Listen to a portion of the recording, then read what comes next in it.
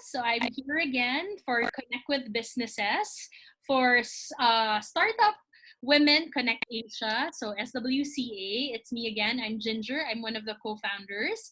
And together with me as a special guest, she's my friend and I've known her for like a few years already. Yeah. Her name is JP Espino and she's the founder of the Digital Architect. Hi JP, how are you? Hello, Ginger. Yeah, I'm good. Nice to talk to you again. Nice to see you again. Yeah, I missed you na. You have been, I don't know. I think the last time we saw each other was a long time ago. But yeah, I'd like to connect with you again. Yes, I know, but it's so weird that it is now that we're connecting during quarantine. So Yeah. it's really possible like to connect with friends even during a Mhm, lockdown. So mhm. okay, so JP, can you tell us more about yourself so that the viewers can actually get to know you more?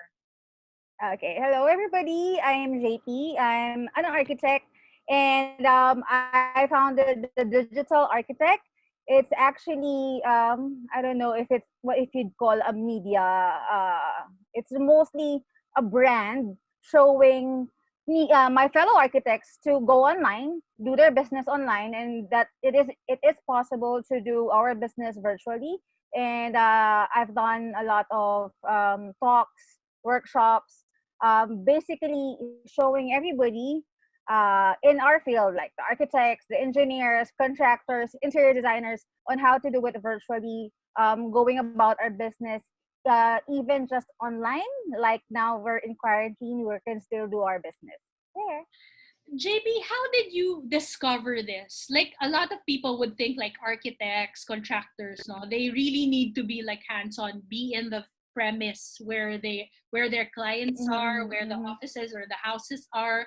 Like how did you discover that you can actually do it digitally? Okay, a few years ago, I was working online on other odd jobs, mostly drafting, 3D rendering, still architecture. But I figured that if I could do that, I could also do that in my own practice. So it's not really 100% online. I personally still have to meet up with my clients, go to construction sites, go meet up with suppliers and all that. But it's just that I took in the mindset of being online, being a digital entrepreneur, um, taking in what I've learned from freelancers, digital marketing, social media marketing, and putting it all together so I can get more clients. So once that I get the clients, then I can just continue, doing the normal traditional architecture stuff. So I got it. I started with um, what's this, joining freelancer platforms. So from there, it sort of just evolved into a whole new business, and like merging the traditional business of architecture and the digital entrepreneurship as well. Okay, so in terms of like the freelancing platforms where you get clients, like Mhm. what do they have you do? Like what are the jobs that they ask you to do? Okay, I started with Fiverr.com. I believe you helped me with that as well. We did a workshop a few years ago, me teaching Fiverr to other newbie freelancers. So in Fiverr, what I was the skills that I posted, or the skills that I was doing, was mostly either CAD drafting or 3D rendering, or sometimes I also get clients abroad asking for simple advices from a professional.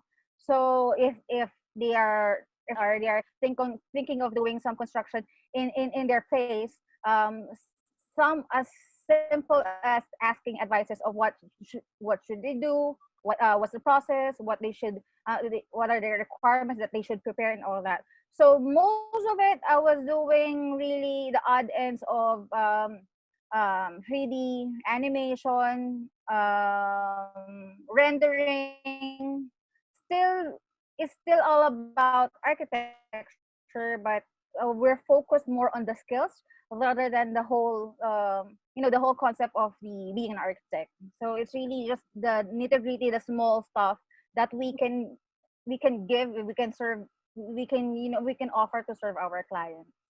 Okay, so what are the challenges of like being a digital architect nowadays? Like what are the struggles? Okay, as the digital architect, the first and foremost struggle that I would always face is that they will think that it's not legit, that it's not a real job. Like what everybody thinks of what work from home job is. So that's the first thing that I struggled in. Uh, if we back up 3 or 4 years ago, even my parents are telling me, can you get a real job? Asking me to go and apply to corporate, to offices, and telling me, you're an architect, your license, Yeah. you should use your license, you should use your education correctly. And Yeah. I've been trying to explain to them that that's what I'm doing. I'm still doing architecture. I'm still working with my clients. In fact, I'm getting more clients, I'm getting more projects. That something that I would not be able to at least have a chance to do if I'm in a corporate world. To be Yeah. honest, back in the corporate world, maybe though architects that are not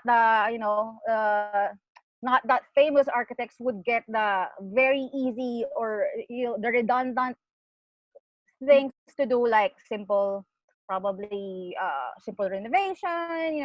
But being online, I was able to do universities in South Africa. I was able to do Wow. dental offices in the US. I was able to do heritage conservation of churches in London, which is Wow. something that I will not be able to do if I'll be stuck in an office somewhere in a cubicle, probably in BGC. So it's actually opened up a whole other architects or other professionals in my field to see it that way, that going online, being out there, actually opens a lot of new doors for us.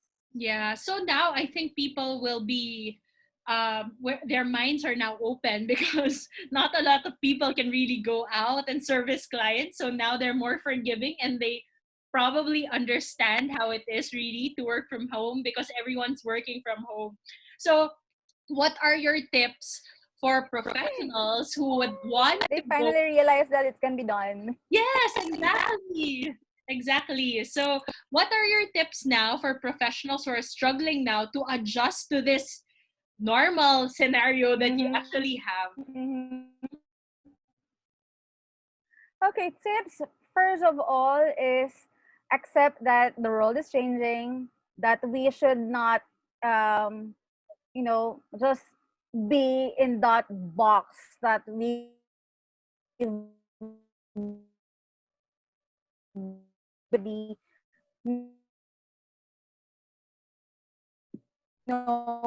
should actually start and looking at other things and learning new skills. Internet, a lot of other skills out there like digital marketing, social media marketing, and even vlogging, even TikTok is actually a way for us to market ourselves, right? So it's really just to start opening up their minds. That's the first. And secondly, once they have an open mind into it, second advice would be to embrace the change. Embrace the change, meaning start learning. Start actually trying to, even to just browse TikTok, or even to just try to do Zoom meeting, like what we're doing now. It's their way of stepping in the digital zone, stepping into that new world of doing business.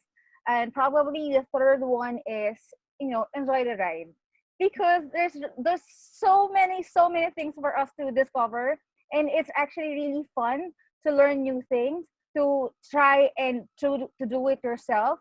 And they will be really surprised that there's so much things that they will discover, not just in the digital world, not just in their business, but also in how they will do it, and how creative it will be, even on how they will start thinking. So I think that will be the three tips that I'd like to tell everybody, especially professionals. It's how do you call it? I think we should end thinking that there's just one way to do things. There's so many ways that we can do things, and and we can start realizing that and just trying out. Yeah, very good tips, no, JP. So I think one of the things that they're probably thinking of right now is like, if I get into this, how do I get clients? Like, how do I market myself online? And is it um is it a space that I can still compete in? If it's a space that we can still compete in, yes, definitely. It's it's That's why we call it World Wide Web wide. So it's really wide. It's the whole world. So there's so many space that we can put ourselves out there. If their worries is if they can still do it, yes, definitely. Probably the only thing that they should start on is think of their target market, think of their niche, their profession. Me as an architect already tells me exactly who to target, who are my target clients. So that already narrows my niche. So it's just easy for me. It's not easy, but it